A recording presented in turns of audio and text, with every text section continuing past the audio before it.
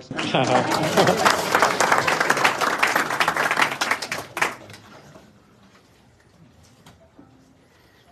want to thank you for coming and welcome you.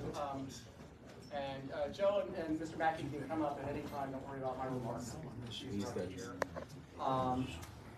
So I first wanted to welcome everybody to East End Books, Ptown, at the Provincetown Public Library, and a huge thank you to Amy and Dan at the library and the Friends of the Library for allowing us, with this inclement weather, to come here to the library so everybody can stay dry and safe. So I want to thank you very much. Yeah. I know that in addition to the special event tonight, we have Time Daily, who has 2 days, September 3 and 1 and 2. There is a mic. He was going to see if you needed it, but he with Gail and Time. Okay, great. And on the 3rd is the 3rd as well, right? Is that correct? You want to try that again? I'll let you. There's 3 different events. I know. So, Gail, you want to? We're here for a while. Come see if you can. Yeah. We're on there September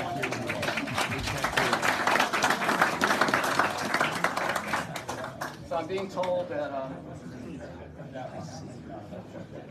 It's so hard to get.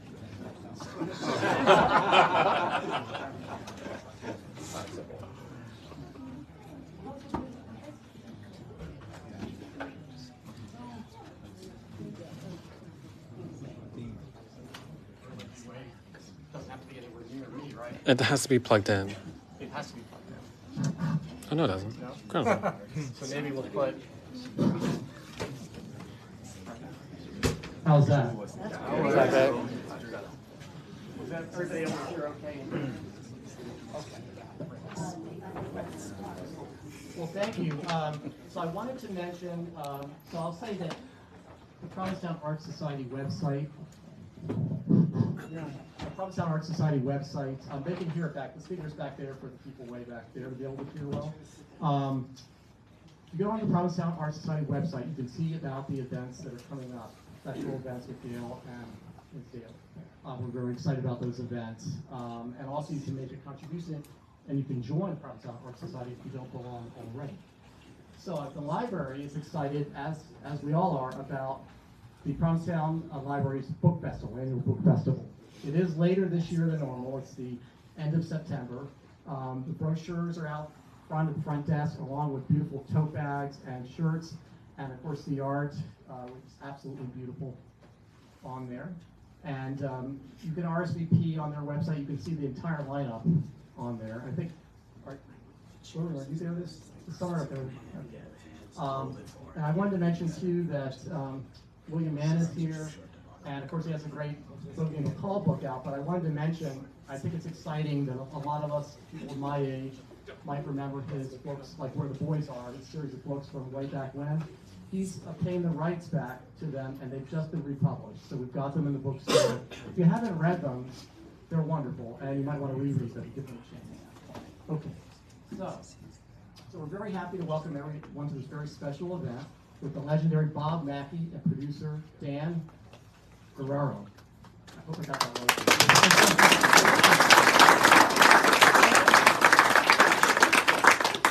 I want to let you know that the next event happening is this Thursday, August 31st. The weather's looking great, so we'll be at the public park behind the bookstore at 6 p.m. And it's Congratulations, the Best is Over with R. Eric Thomas. He was a senior staff writer at L Online, and he wrote the popular Eric Reads the News column. He's a best-selling author of a number of books, a Lamb Literary Award winner, as well as a Stonewall Honor Book winner. So he'll be there, and I hope you will come and attend that. Finally, the third thing to mention to you is an update on the Boston bookstore. We are opening, finally, mid to end of October in the Seaport, right next to the ICA, so we're really excited about that. It's been a long journey. We have events that are happening before that in Boston. They're going to be in the same building, 300 Pier 4, but on the second floor in the event space. Information's on the website about that. Also, we're excited. You can see on our website, you can see on our Instagram, Mass Development Corporation accepted us into a program called Biz Empower. So we have a short period of time to raise $20,000, and if we do, they're going to give us a grant of $40,000. So it'll be $60,000. If you're so inclined, any amount is helpful. Thank you very much for that. So, I'm going to do just a very brief introduction because Dan has a whole lot to say about his good friend, Mr. Mackie, and they'll be in conversation. But I did want to say that, we're thrilled to have this man here with us. For nearly 6 decades, the iconic and incomparable Bob Mackie has been designing stunning, unforgettable clothing. His unique, glamorous, sometimes hilarious creations have appeared on Broadway stages, TV screens, runways, red carpets worldwide. For his pioneering genius and continual reinvention, he is a Tony Award and 9-time Emmy Award winner, a 3-time Oscar nominee, and recipient of Jeffrey Bean Lifetime Achievement Award from the Council of Fashion Designers of America. For the first time, he has granted full access to his archives and personal memories to the authors of this lavish, gorgeous book. Dan is a longtime Mackie friend and award-winning producer-director of diverse programming for network and cable television and live arts and cultural concert events at venues including the Dorothy Chandler Pavilion for the LA Opera, many other locations including the Kennedy Center. The eclectic artist also filmed his autobiographical solo play, Latino, Made in America, that has successfully screened at numerous U.S. film festivals. He's an influential activist for both the Latino and LGBTQ plus communities as a popular figure on the speaking circuit. He's been recognized for his activism and his career achievements by the California State Senate, the U.S. House of Representatives, the National Gay and Lesbian Task Force, and many others. We're very thrilled to have these two amazing people with us, and I think they are coming up now. Thank you.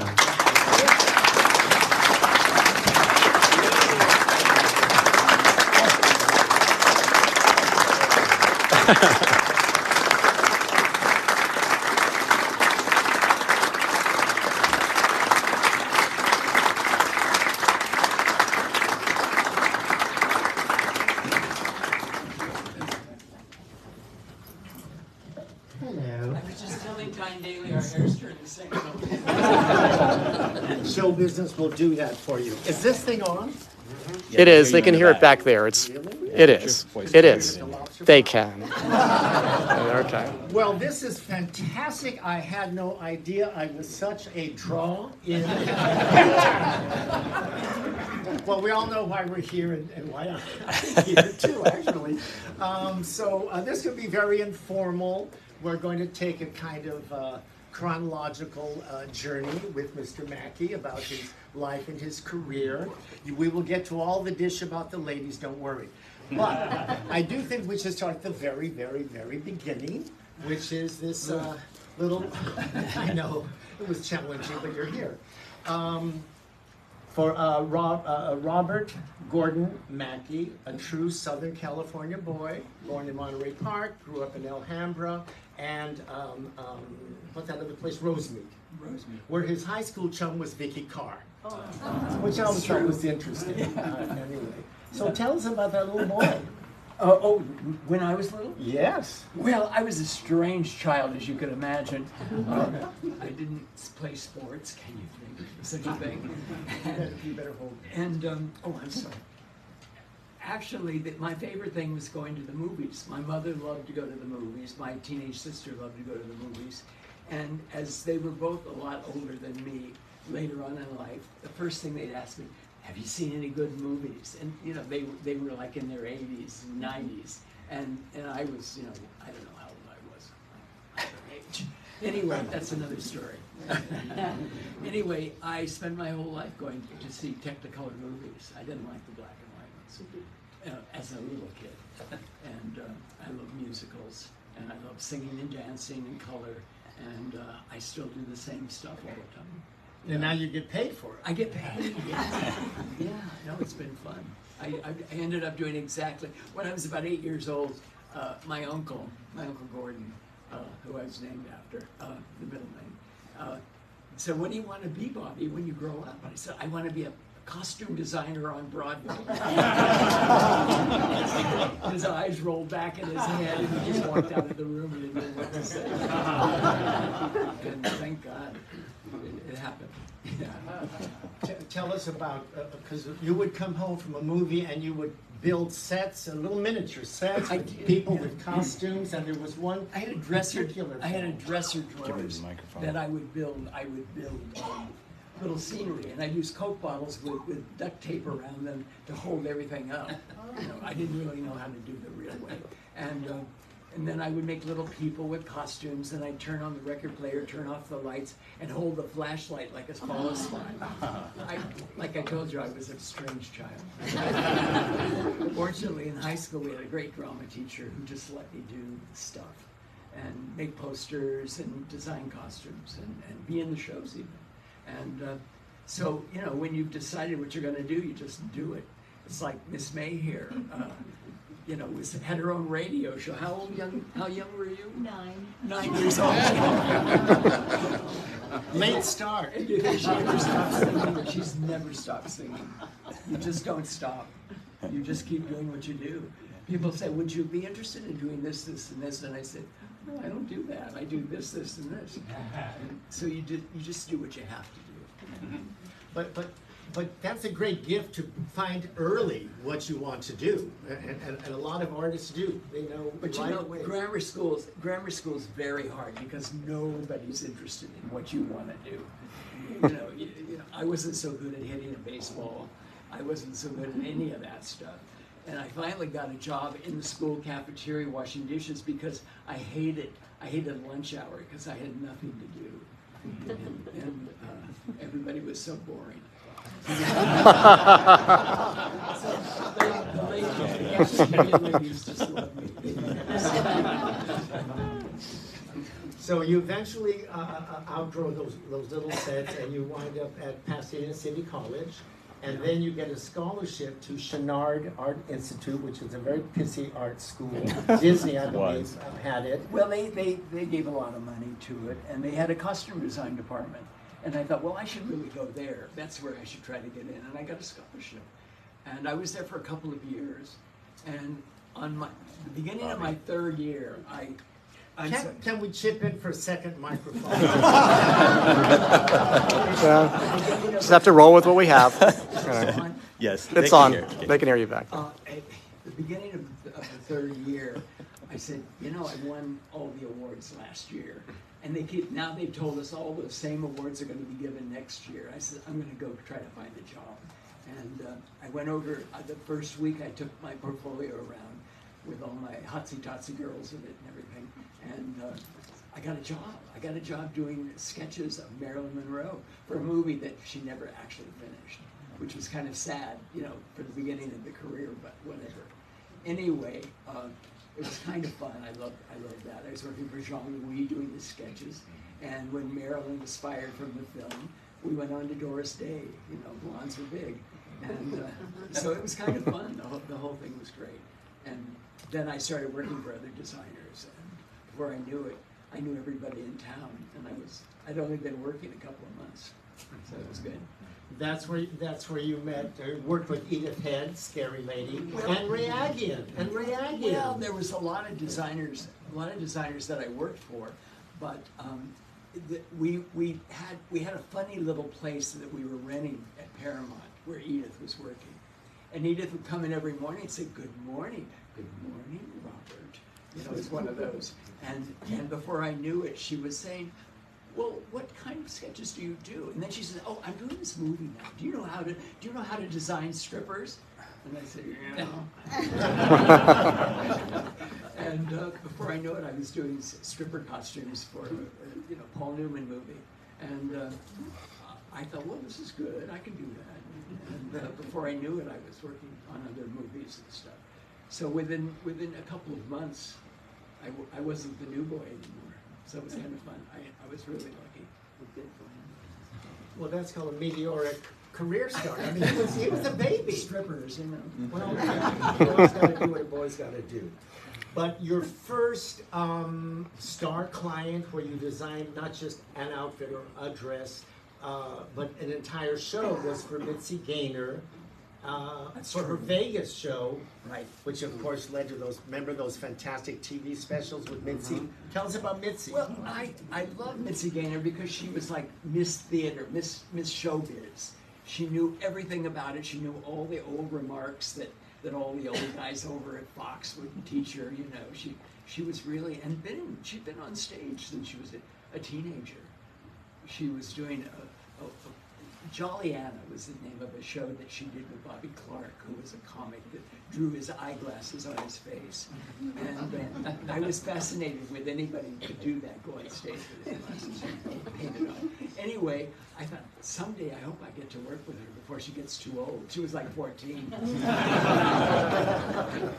Anyway, it was pretty fun. I had a good time. And before we did Mitzi, I'd worked on the Judy Garland show with my friend Ray Aguian, who was the designer, and I became the assistant designer.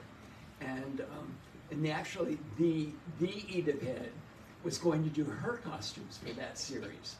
And so she came to the producer and she said, I'm going to put her in a plain black dress and different skirts go over it for the season. And everybody's eyes just went, really? That's it? And she had a long full skirt and a tight little skirt and a little mini skirt, and everybody was not pleased that first week. And he said, oh, yeah, that's not a bad idea. So Mickey Rooney was doing a number. That was her first show this season. Mickey Rooney was doing a number with all these gorgeous girls in these big ball gowns and everything. And there's Judy in her little black dress, looking like Edith Piaf on, By the next week, Ray was doing all of Judy's clothes, and I got to do the whole chorus and all the guest stars and everything. And from that time on, there were people I worked with on that show that I worked with for the next 20 years or more, and producers and choreographers. At one point in my life, I got the choreographer award because I worked with more than anybody ever had before. Yeah. Anyway, I'm bragging again. Before we leave Mitzi, I want to bring up, because she's a dancer, and you remember the things she did on those specials. She could do anything. Anything. But the great thing, dancers, I went to some choreographer's event with you, and all the dancers were crazy for him because they designed costumes they could dance in, they could move in. People would, a designer would say, oh, this is great in flannel, okay? But he would design so they could move and with the clothes, and that endears you to all those dancers. Tell us about that. Well, it's funny. I used to go on these family trips to Indiana. There was a farm in Indiana that belonged to my stepmother, and who wanted to do that? Not me. But anyway, I was in the back seat, and every time we'd go through the deserts, the big sunrises and the sunsets would come, and I would think, what would Sid Charisse wear if she were dancing in front of this? And then there's Leslie Caron, and then there's Rita Hayworth, and by the time I got through doing those family trips back and forth, I'd already figured out how to design for all those different women. And I was, what was I, 12? I turned 12. When Mitzi was doing the Vegas show, Yes. a pregnant lady came to the show that had a big part of your future. With the husband, with producer Well, husband. she wasn't a tramp. Carol Burnett was 9 months pregnant, and she hadn't hired a costume designer. And she'd seen a special that we'd done on NBC, I guess, called Alice Through the Looking Glass. And it turned out that particular special, the costumes got the first time anyone ever gave an Emmy award for a costume design. They'd never bothered. They said, well, they just come in and sit at a table and talk. And I said, what have they been watching? We were doing all these funny, shows, and even NBC had, pure color at that point in time, and CBS had no color, and even did ABC. So it was kind of like, well, okay.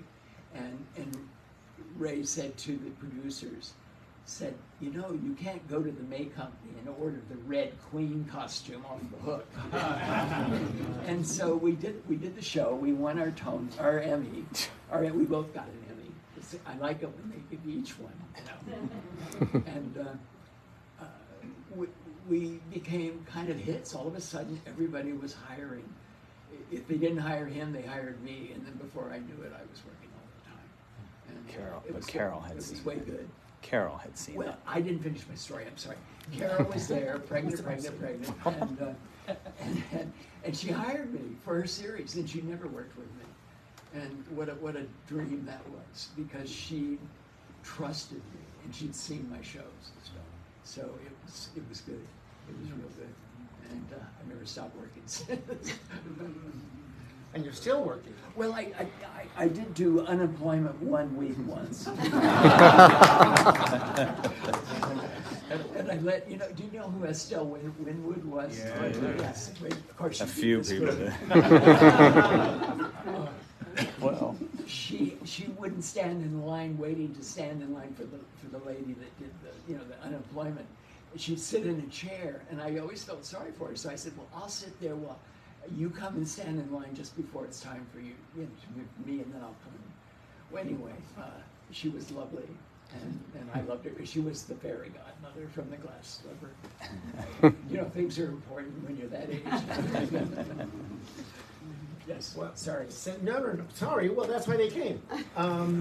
So as long as we jump to Carol, let's talk about Carol and the Carol Burnett show, where you did 18 million costumes. And you literally did every guest star. When Carol tells this story, she adds numbers to it.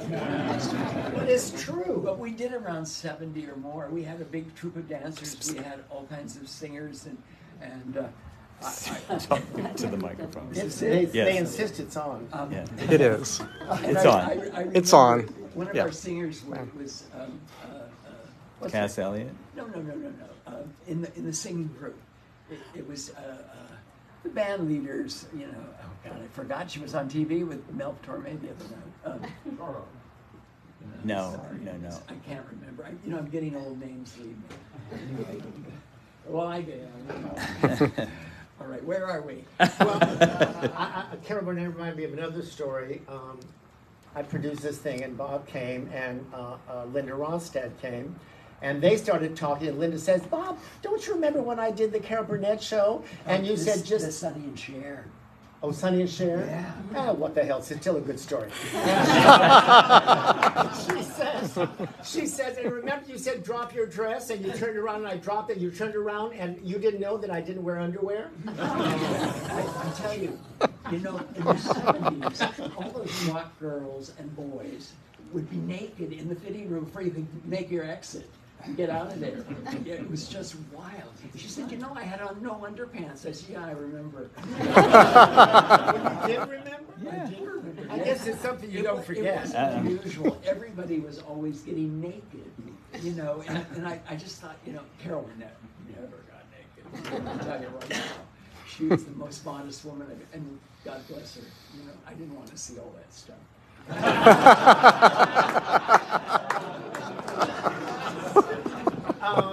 Everyone always asks, of course, about the famous curtain rod dress, which is now it's at the Smithsonian.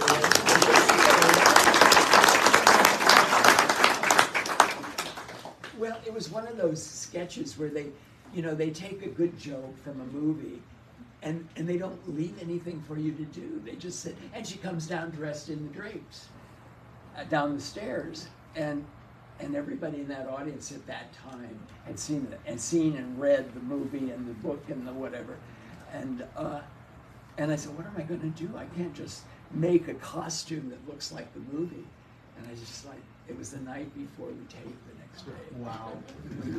I called up the art director and I said, can you give me some extra green drapes and some of that fringe and whatever? And we did it. We stayed up all night and made this costume with the curtain rod already.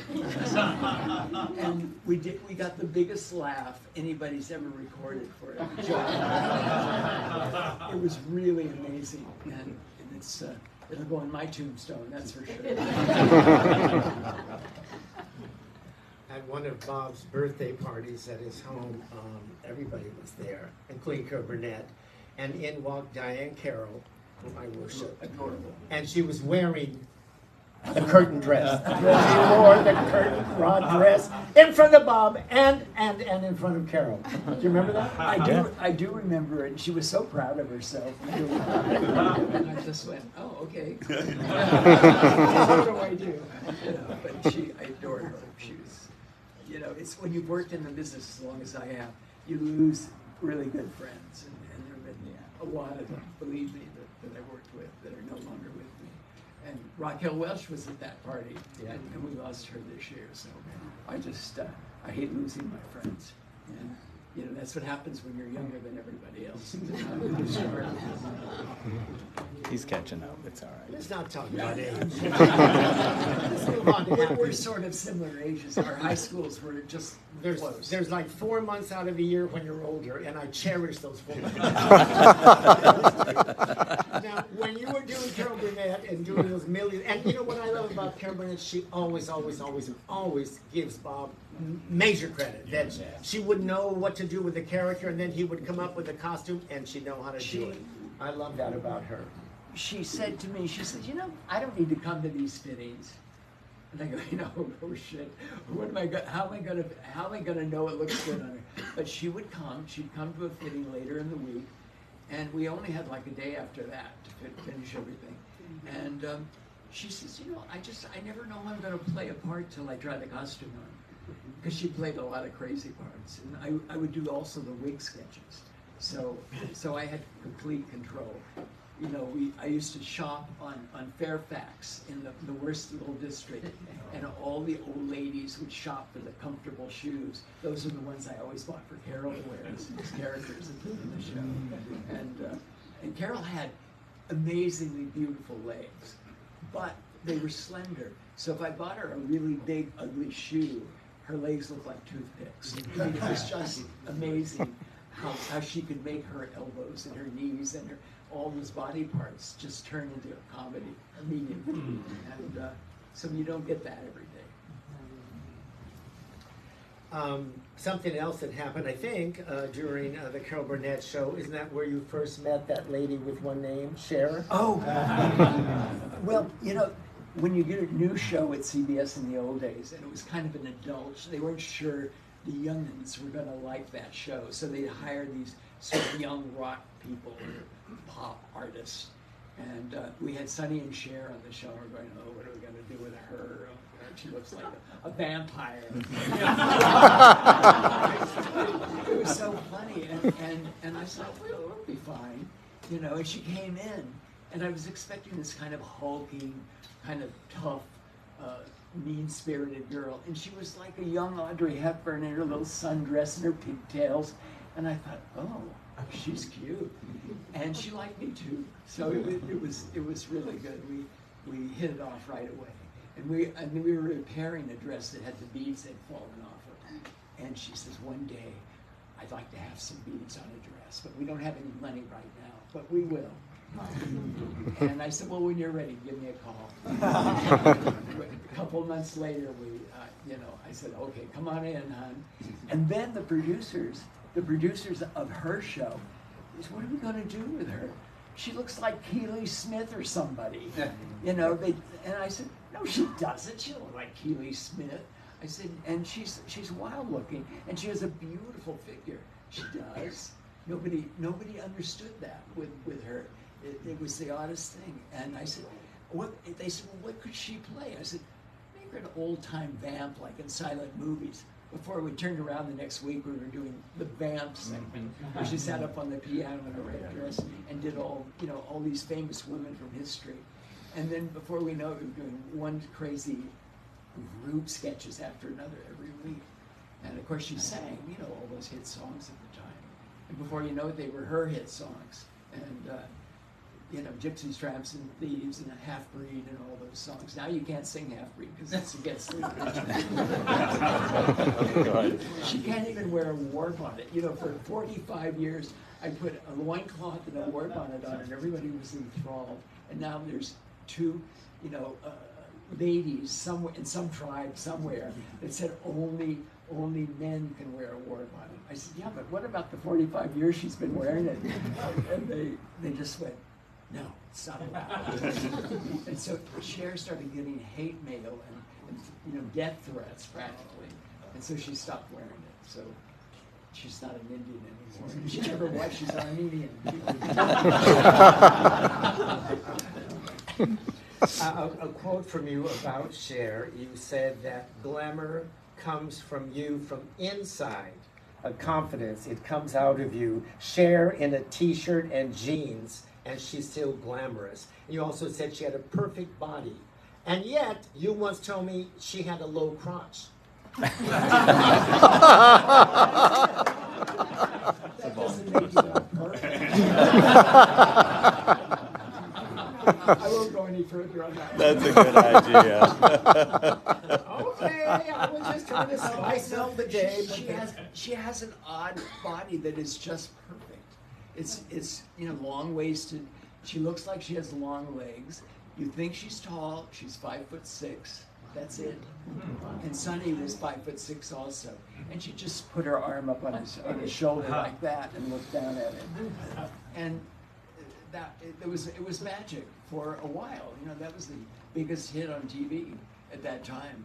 And if she just hung on to the old guy, they'd probably still have their show. But she saw a couple of cuter rock boys. Well, that low crotch paid off. Can't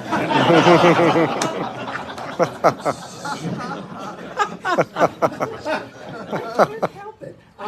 It's too easy. And then let's fast forward at the Cher years. That's a book unto itself. And did you all buy your book? It's fabulous, isn't it? Yes, that's right. We are talking about the book. The book is kind of fun. It's my whole life in show business since 1961 when I went to work at Paramount, and I'm still working. Thank God. Oh well. Anyway, going to be 85 next month. So. Oh.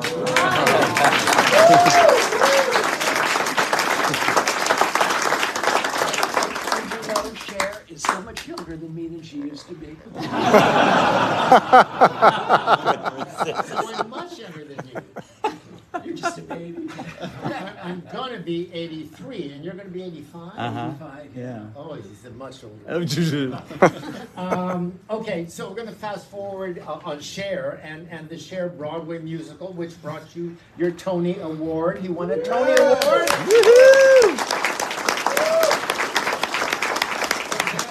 did 60 costumes for the three Chers. It was. Did anybody see the Broadway show? The hit was that scene where they had the runway and all the. That was the whole show. It really was. Well, we had the best looking chorus ever. And that, I mean the boys and the girls, because everybody was half naked most of the time. And all that, we used to have a whole bus full of, a school bus full of ladies from New Jersey, middle-aged ladies and their husbands, and they'd come to see, because they were all kids when they were starting out, Sonny and Cher. And so they got everything, they knew all the words, the song, you'd get up in the island dance. I mean, it was really fun to do. I loved doing that show. I wish it were a bigger hit, but then we got COVID and everybody stayed home for a while and closed all the restaurants. It wasn't so much fun here either, I bet. And then there's that lady, Barbara Streisand. Now, funny lady, I found interesting. First of all, okay, no, we won't go there. Well, now I'm afraid because of the crotch incident. I'll tell you a little story about that. I mean, we can do it. They were making this movie about Billy Rose and Fanny Bryce, and Billy Rose was married to Fanny Bryce at one point in their careers, and he was a big producer, and he was doing aquacades and big burlesque shows with Gypsy Rose Lee, and he was just a real showman. And he would pay people to put his name on a song, on the lyrics, and then he would be one of the authors of the song. And he didn't do most of those songs, but that's another story. Anyway, they had hired, and he was a little short guy. He was bald, and he was like a real operator, Billy Rose, and he was just really an interesting story if you ever read a book about that. But she would not. She had just done this film with Robert Redford, who was so gorgeous, and she loved having a gorgeous leading man. And she thought that was a good thing to do, and so she decided that she didn't want James Caan playing that part. No, she didn't want. She did. I'm sorry. Dustin. She didn't want Dustin. Dustin Hoffman to play that part, because he wasn't pretty enough. And so before we knew it, we had James Caan playing the part, and it didn't work. It just didn't work. And can you imagine how fabulous those two, Barbara and Dustin Hoffman playing these two characters, from old time show business. When I was in high school, I read a whole show about how only the Jews were good showmen, and they're the ones that knew all the good jokes and sang the best and did all their good things. And one time my mother said, Kirk Douglas is Jewish. I said, so what? All the good Jewish people are in show business. Good luck with that, man. I would think you had a special challenge with Funny Lady because you were dressing Barbra Streisand, but you were also dressing Fanny Brice, who was a real person. So how did things that maybe Brice, who was a real fashion diva, right? She was. So how did you design But she was things? still Fanny Brice, and she was funny. Right, but what I'm getting at is that how did you design something that would have been true for Fanny Brice, but now you had Streisand's body? You had two women at once. Barbara said to me in a fitting, she said, who are we going to get to design? I mean, how did she put that? She said, I wanted to hire you because you do the clothes for that girl that's on television on the weekend. I said, that girl? What girl? She said, oh, I don't know. Jason comes through the room and he watches her, but I don't know who she is. I think she's a singer. And she'd been watching Cher religiously and seeing what Cher was wearing. And she wanted to wear something, you could see a little titty and a little this and a little that. And she just wanted to be part of that. She wanted some of that. And we did. And she wore a couple of dresses like that. And she wore a lot of other clothes too. But it was kind of interesting that she was wanting to have some of that, whatever that was. You cannot tell me she didn't know that woman's name was Cher. What, were we born yesterday? It's amazing what you just didn't notice. We're going to wrap in a minute because we want to make sure we have time for Q&A. So I think what we'll do is let's just do a quick... Did we talk enough dirt? No, that's the 11 o'clock show at the Lobster Pot. If anybody has a question, just raise your arm and we'll... But we're not there yet. We're not. Bring it up, but it's not. Okay.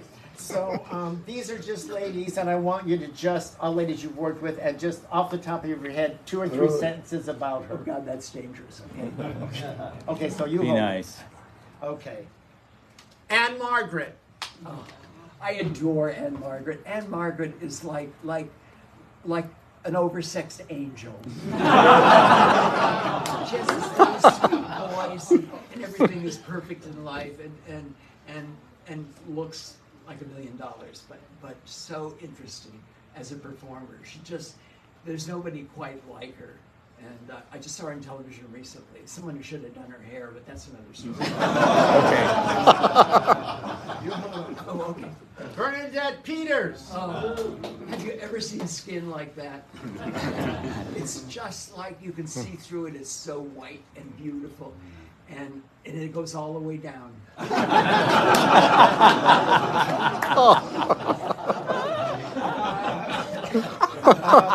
Whitney Houston. Well, I didn't know Whitney Houston.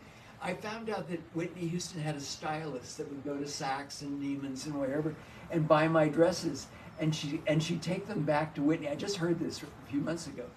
She'd tell Whitney, she said, oh, I called up Bob Mackie and got this dress out for you. I never knew she even wore a dress of mine.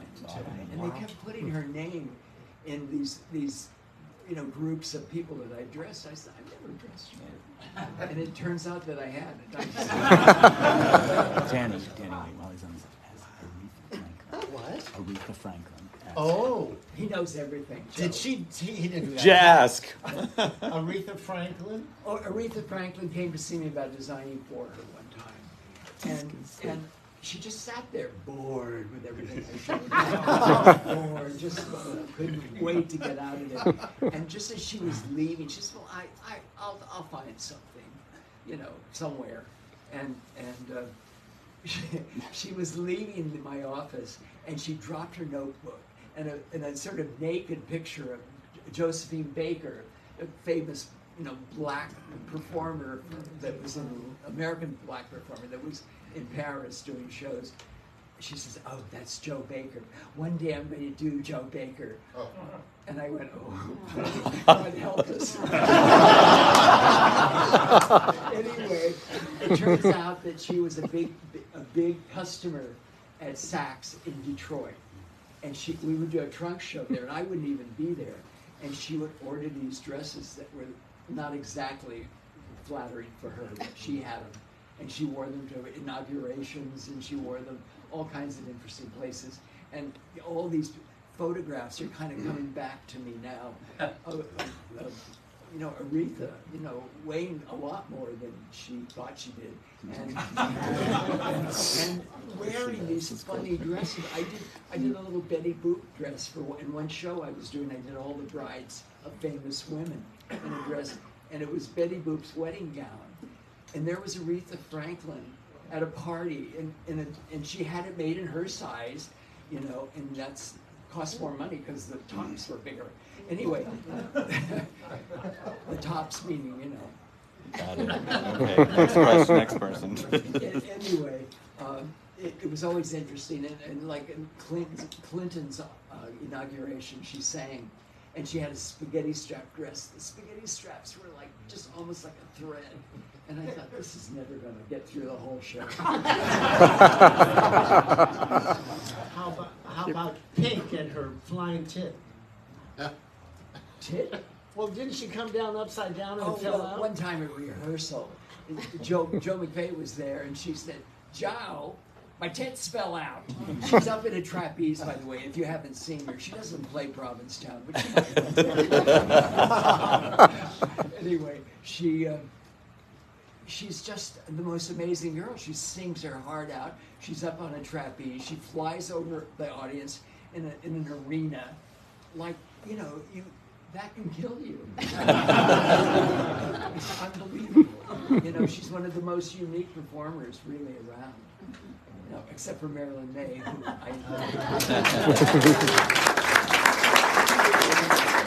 Actually, that's why we're here, because we came up to see Marilyn May.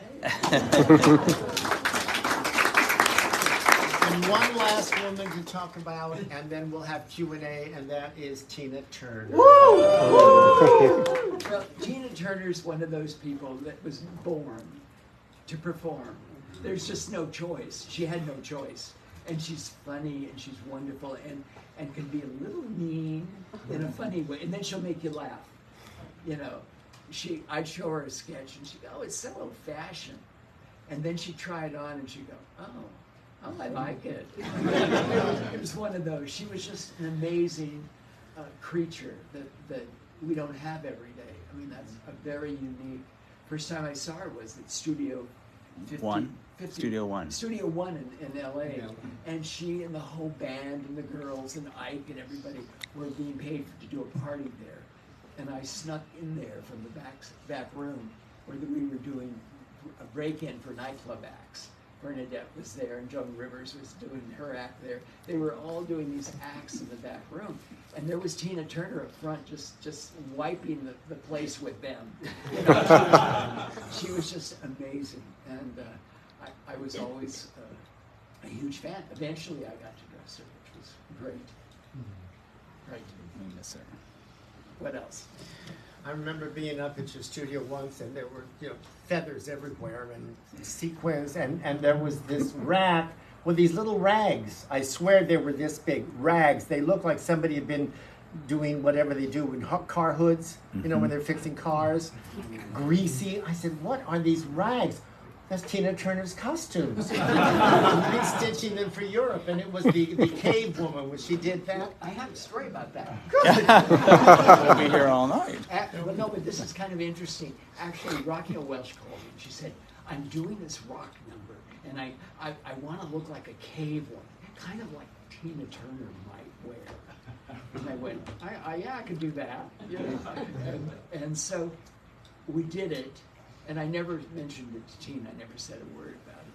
And all of a sudden I got this call from Tina. And Tina said, I was in Paris and I saw this magazine on the stand and there was a whole full-page picture of Raquel Welch in the best dress I've ever seen. and I started laughing and I told her what Raquel had wanted. She was so thrilled that Raquel Welch, the sex symbol of the world at that moment in time, had wanted to look like her. And you don't get that every day from them. So, it's great. So we have Q&A. How are we gonna do this? Over here.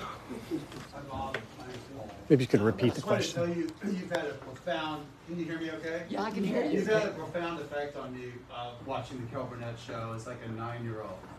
Very stimulated and very creatively stimulated. And thank you for the work that you did.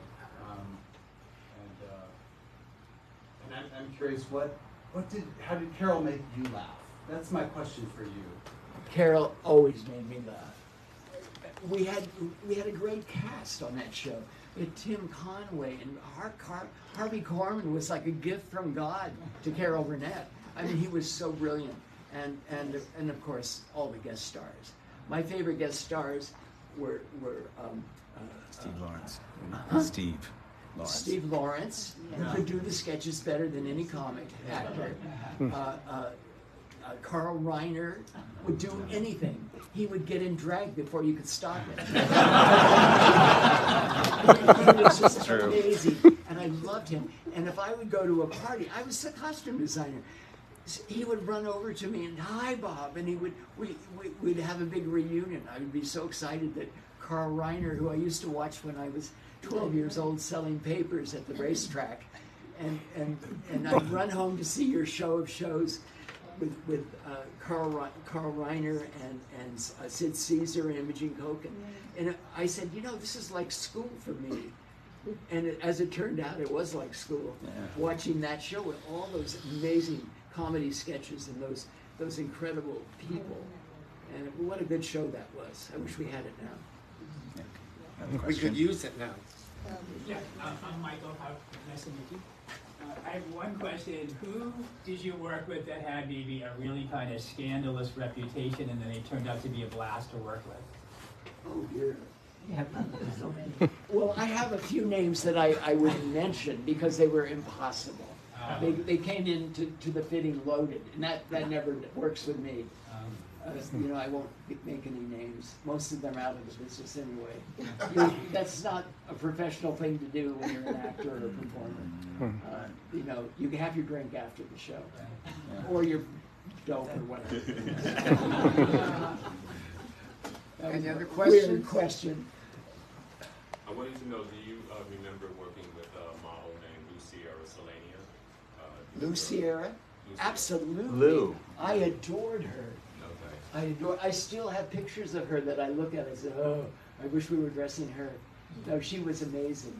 We were mutual friends. Are you still doing a New York Fashion Week? No. No, oh please. Get me out of the fashion world. I'm a costume designer. I like getting laughs, and I like people to ooh and awe and faint a little when somebody walks on stage. That's all part of it, is to please that audience when you're doing the kind of shows that I do. And if you're not pleasing them, then you're not dressed right either.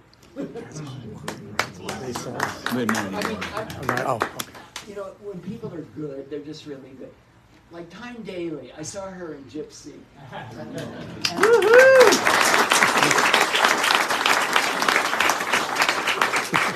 I thought, well, is she going to be good in Gypsy?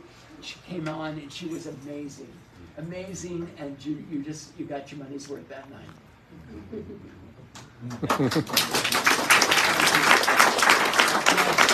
In the back.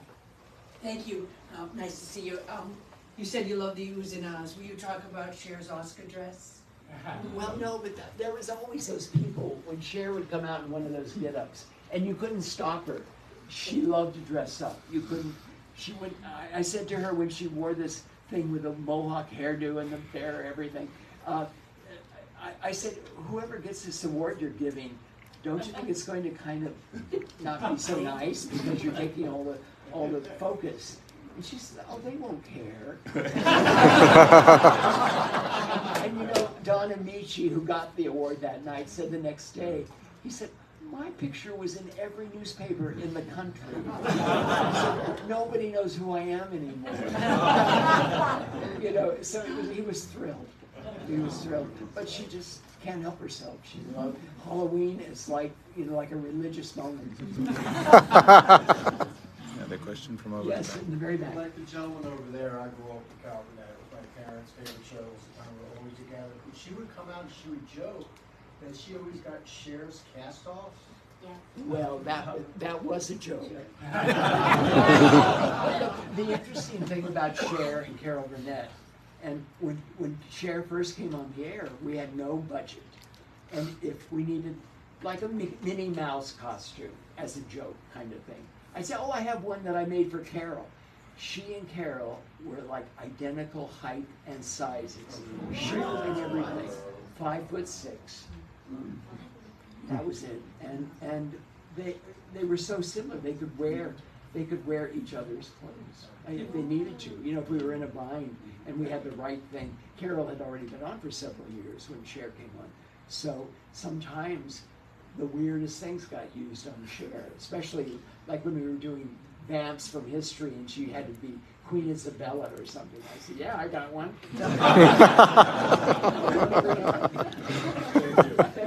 Yeah, what do you want? Someone way in the back. Speak loud, please. Or come up. Come on up. Come on down. I have two questions. Okay. You mentioned the Scarlett O'Hara. Right. Okay, you mentioned that. Yes, I So did. we know about Mrs. Wiggins' skirt, but what about the cleaning lady's bosom? How did that come? The cleaning lady's what? Bosom. Scrub woman. She had no padding for that. Oh, come on, she... No. She really didn't. Carol, I mean, I did a lot of costumes where, you know, I was the biggest boob maker in Hollywood. Because, you know, and then she would swing them around and they'd have birdseed in them and they'd move like rainbows. The nudge. No, I'm sorry, of all costumes, that was just baggy and big sweater and whatever. Okay, thank you. Are we, yes? Is there any show or artist that you've wanted to design for that you haven't? Oh, there's a lot, but you know, when people are doing really well and they're dressed well and they look good, what does it matter? You know, who does it, as long as they're good. And there are a lot of actresses I see in movies. I said, I'd love to dress her, but I'm busy. Yes. I was wondering, as an artist, what has been your favorite piece that you've made so far? Oh, honey, there's too many. You know, if it works the moment they put it on and they come on stage and the number works and everything works, then it's my favorite for a couple of days. And then we make new favorites. You know, it's one of those, it's the best job ever. It just relieves all your tensions when it works. And it's funny, you know, I spent years making fun of this stuff, and that's hard. A lot of people that want to be costume designers don't understand that. They just want to make a pretty dress and think that everyone's going to faint, and that doesn't work always. Come on, sign up here. There's a few in the back. Come forward. Come on up. I'm curious on where the costumes are. Are they preserved? Is there a collection somewhere? That's a good question. Put the mic up. Hello. That's a really good question. Very often they're given away or they're auctioned off or they're kept. I have all of Carol's character clothes of different characters that she's played. We don't know what we're going to do with them. But I just couldn't give them away for, you know, to give it to the maid to wear on Halloween or something. You know, you can't do that. And Cher has auctioned a lot of her get-ups, and she's had thousands. So, you know, you just don't know. Or if you're a little low in the funds, you know, you can sell a couple of old Bob Mackies. Anymore, yeah. I think Do you design Miss May's lovely costume? Well, I have on occasion. You know, but it doesn't matter what she wears. Just watch her on stage and you'll be entertained the whole night, even if she's got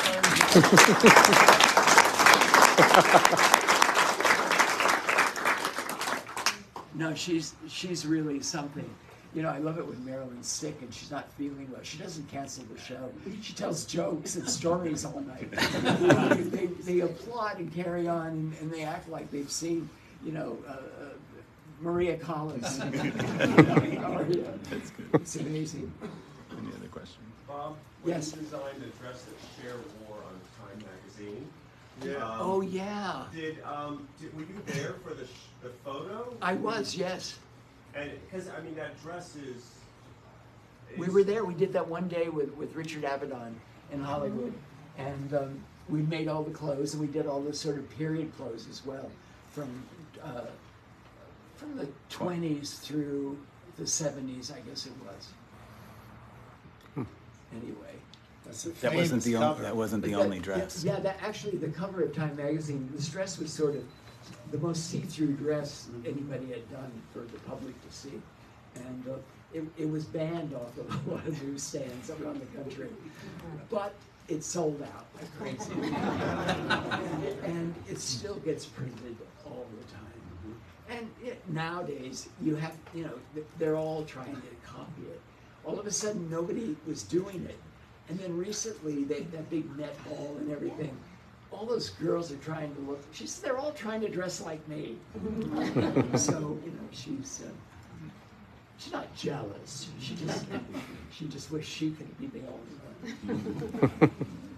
More questions over here, yeah. Oh, yes, my man.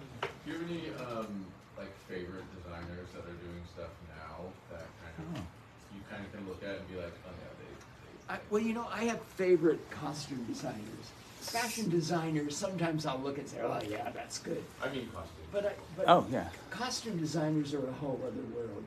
They're all a little nuts. But that's Sandy Powell. Sandy Powell. Sandy. Oh, Sandy Powell, I think, is a really good costume designer.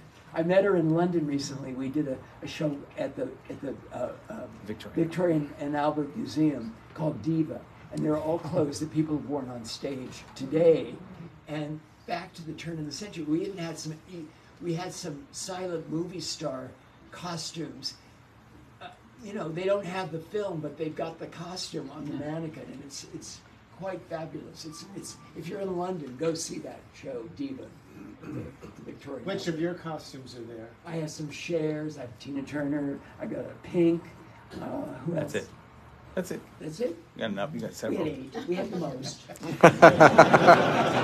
Said modestly. Well, we did have the most. Yes, we did. Yeah, there was one, the big heavyset girl. Lizzo. I always forget her name. It doesn't sound like a real name. She's kind of trouble in the Next subject. That's another story. I don't want to talk about that. Any other questions? She had a cape that had ermine tails that somebody had handmade. The ermine tails look like corn on the cob. They were so big, and they were huge. And somebody said they looked more like a male part, but that's another story. Anyway, it was kind of shocking, really. But who I met there that I was who was the lady I met? You're not listening. Shirley Bassey, Dame Shirley Bassey. I'm Shirley paying Bassey. attention. Don't worry. And she was so lovely to me. What did she say, Joe? She said, you think about someone your whole life, you wish you could know them, and here you are standing next to me in this room. Thank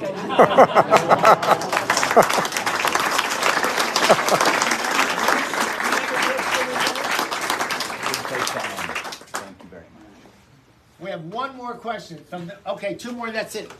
This young lady first, and then this gentleman. Bob Strickland. Huh? Gail Strickland. You made my wedding I dress. did. How are you, darling? I'm wonderful. I'm an actress, and the only standing ovation I ever got was wearing your dress at a story night that I produced here in Provincetown. And I walked out and everyone, right, Kurt, everyone took a breath in and I said, yes, it's a Bob Mackie.